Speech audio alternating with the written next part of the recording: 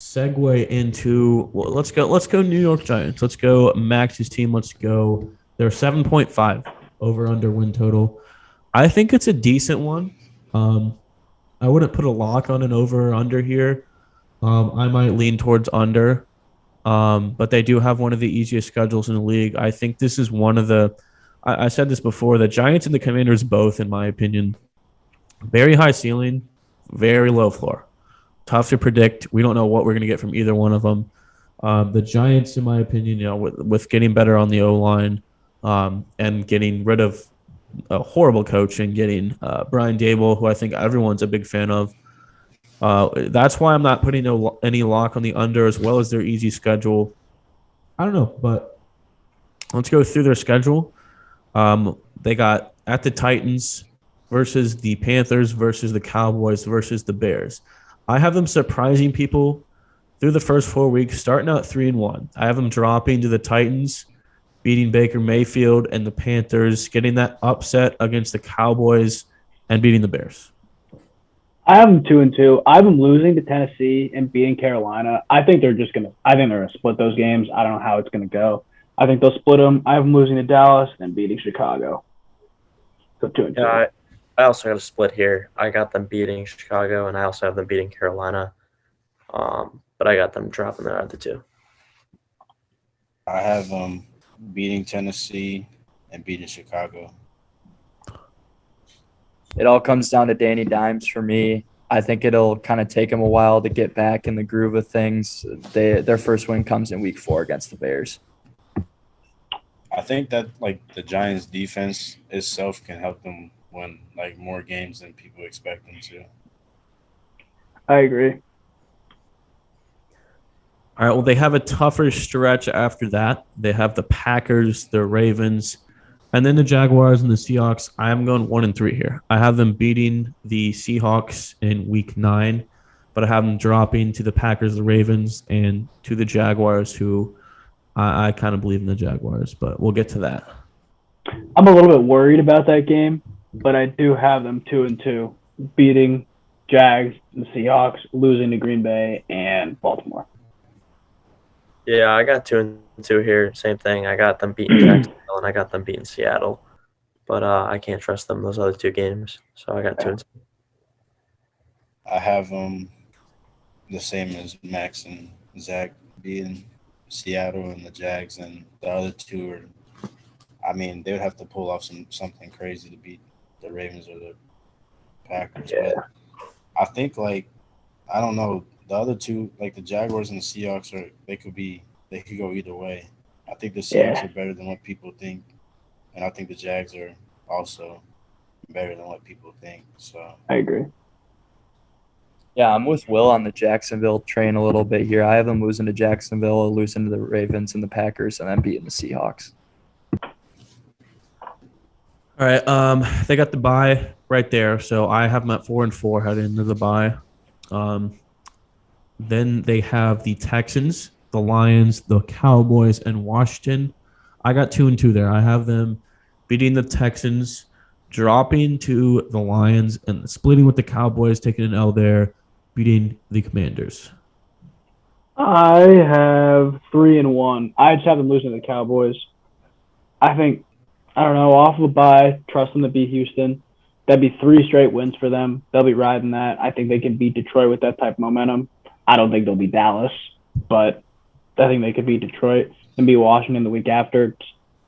As crazy as it sounds, Daniel Jones has had Washington's number. He's looked really good against them, so I trust that. I've been going 3-1 there. Max, you ready for this? Yeah.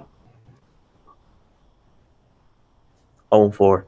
Wow, that's crazy. Wow. Sorry,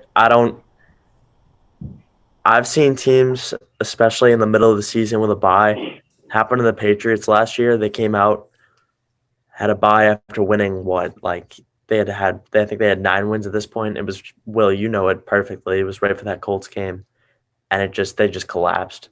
And I have a feeling that's going to happen with the Giants. I mean, you win 4 games to start. You're at 500 heading into the bye week. I think they're going to collapse, and I think they're going to fall hard. I could see it. It's a young team, Exactly. but I Young team, young coach. I think he's going to have trouble settling them down, especially if they come out and lose that Week 10 game. So, Yeah, that's true. That would be bad. sorry. I have him. No, sorry. I have him going 1-3, beating the Texans. Me too, Gotti. All right, last 5 games. Tough stretch. We got Eagles, Washington, Vikings, Colts, Eagles again. I have them 1-4 here. I have them dropping to Eagles, Washington, Vikings, and Colts. Then getting that sneaky upset in week 18 against the Eagles for an overall record of 7-10, splitting with everyone in the division, missing that over by half a game.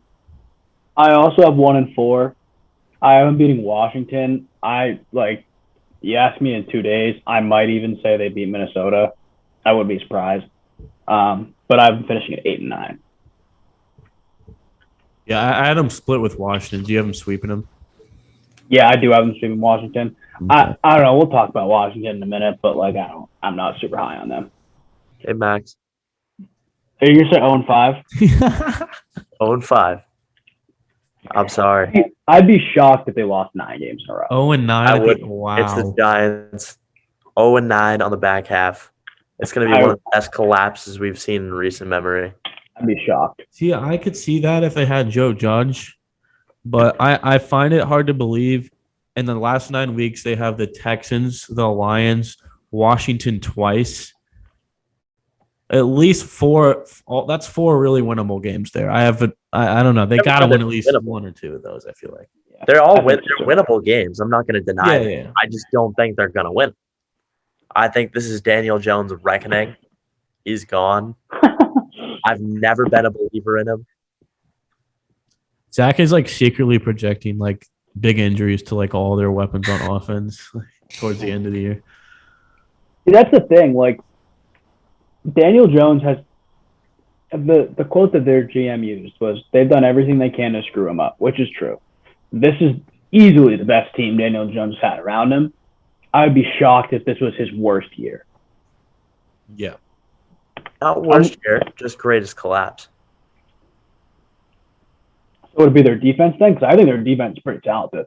No, I'm not going to say it's on the defense. I don't know. I feel like it's just an inkling, honestly. It really is. I mean, I see it. They're a young team. If there's a team that's going to – Especially, you have a young coach too.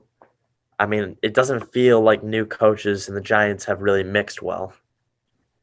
So, Good I point. guess we'll see, but That's a good point. yeah, it'll be interesting. Yeah, like you said, young team, young coach equals not being able to string together wins, and I just have another 1-4 stretch down the line. I'm pumped to see Saquon healthy again, see what Kadarius Toney can do, but I just can't see them together stringing more than 7 wins. So I have them only being Washington on the stretch, and I think they finished 6-11, and I think this is the end of the Daniel Jones era, and they move on because they'll probably end up having a high pick in the draft. Yeah, probably. Well, then again, I have them at 8-9, which would probably put them in the middle of the. But I don't know. I don't know what they do at the quarterback position if that happened. The worst thing that could happen for this whole Daniel Jones situation is for him to be decent this year. That would be horrible. And then I agree. Force them to make a decision. I agree. That'd be bad.